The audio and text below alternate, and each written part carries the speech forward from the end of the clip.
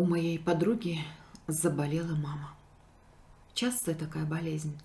Называется старость. Почти у всех будет. И врачи сказали, готовьтесь.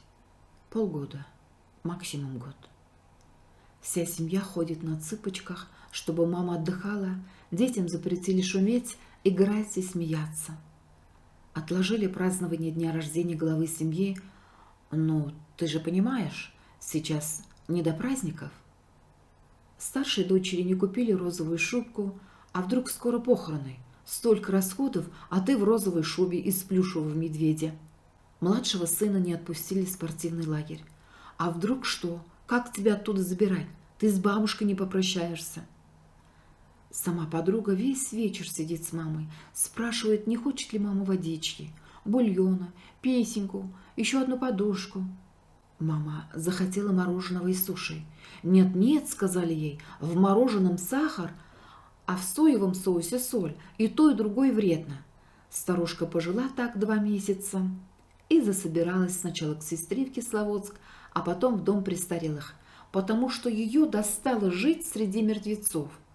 Это не она умирает, это они уже все умерли. А она хочет дожить свою жизнь нормально. Празднует дни рождения, любуясь красавицей внучкой в розовой шубе, гордясь внуком-спортсменом. И она хочет мороженого, а не овощной бульон. И да, возможно, у нее и заболит после мороженого печень, но когда тебе 84 года, и так уже все болит.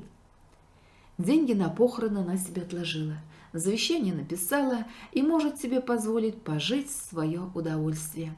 А там, глядишь, и старичка какого в Кисловодске зачарует, лишь бы в этот предбанник морга при жизни не возвращаться. У нее, знаете ли, есть еще планы на эту жизнь. И возьми, милая, деньги, купи себе шубу. Я хочу, чтобы ты помнила бабушку веселой, а не разваленной, вокруг которой все суетятся. Этой истории 4 года почти. Старушка все еще жива, выдала внучку замуж. Старичка, правда, не очаровала.